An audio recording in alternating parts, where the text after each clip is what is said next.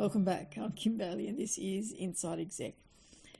This week I want to talk through an issue that was raised with me by a colleague, and it's about a retail industry, so a storefront in fact, where she previously worked. She was a senior in this business. She had run a business on her own prior to that and came into this business just to work part-time to keep her hand in, so to speak. And the business owner was very appreciative of the fact that she brought to the role something more than just the technical skills that were required. She was very good with the customers, very innovative in terms of using up leftover product in the business so that there was something else to sell, and really focused on it being a pretty much a zero waste business at that stage. She has now decided that she wants to step away from the retail side of things altogether and do some things that are much more single focused in an area that she's developing outside of this technical skill that she brought to this business. She was involved with working with a lot of apprentices and people coming into the industry but are still training, and she recommended a replacement. The business owner trusted her enough and talked to this recommended replacement and took on the replacement. And now the business owner is coming back to the former employee and saying that the new person is very good, but she's very quiet. And I wonder whether that is a combination of a whole lot of things. So my colleague asked what ideas I might have for talking with the business owner about how to handle her expectations of this new employee and how to communicate those expectations as well. So if we look first of all at the expectations, we've got a business owner who has been comfortable for a number of years, relying on someone who understood business, not necessarily this business, but understood business and was prepared to do everything that she could outside of what was expected on the day to increase the usefulness of the business and have extra offerings from the business that the consuming public, the buyers, might be interested in. She had a personality that was well suited to that front-facing kind of business, talking individually to people who were coming into the store.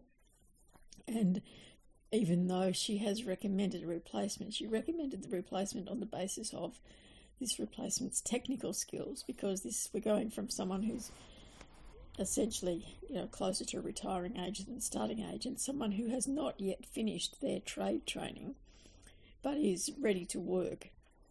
The business itself is located in a regional area, but it draws for its employment and its clientele from a rural area as well. And the new employee is from the rural area, and so probably hasn't been exposed to the rough and tumble of the retail world quite as much as someone who might have come from the more regional, local vicinity. So we go back to the expectations of the employer. I think that really it's time for her to sit down and think about what she expects from that role, not necessarily from the person who is in the role at the moment, but what does she expect from the role, and be very clear herself about what she expects from the role before she tries to communicate that to someone else. Because unless you are comfortable thinking about a role and what you expect from that role, you are never going to fill it to your satisfaction. And we used to say in the recruitment business that whenever you choose new employees, you choose someone like yourself or someone who's no threat. Now, I think in this instance, she has actually chosen someone who is like herself, because the business owner, is a reasonably quiet person in the times that I have been to visit the business, and she perhaps had the innovative flair to think about this use of all of these other waste products, but she didn't implement it because for her own reasons. Either she wasn't confident enough about her abilities in that area, or she just simply didn't have time with all the other business responsibilities that are there. But if that is something that added value to the business and she wants to be part of that role, then that is something that has to be communicated. So she has to understand that that is what she expects from that role. Now, it's not about the person that's doing the role. It's what she expects from that role or that position in the business. And because it has been that moving towards the zero waste in this particular business has been such a bonus to her as the business owner, I think that that's the first place to start, is to talk about what the person leaving did in that role that made it such a pivotal role in the business and a value-added role for the business as well.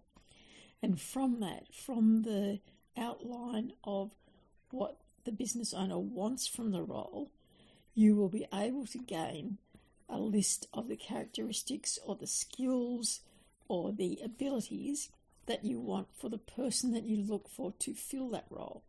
Now, they don't have to have them all at once. For this particular role, they need the technical skills, and the new person has got those technical skills, even though she's still in training. We should always be in training regardless of what role we're taking. But she will have the technical skills and the piece of paper at the end of it to say that she's got the technical skills in terms of an external validation.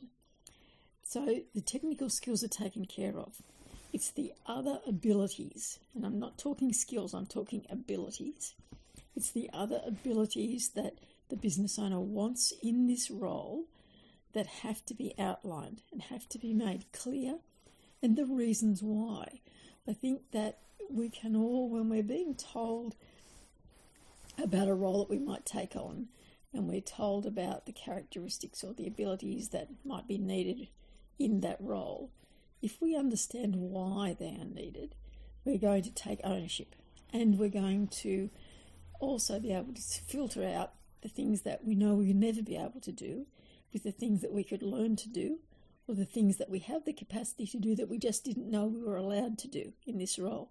So they're all things that are really important for you to consider when you're looking at filling a role when someone has left who has been an intrinsic part of your business for a long time and is probably doing all sorts of things that were never really part of the role in the broader sense when they first started.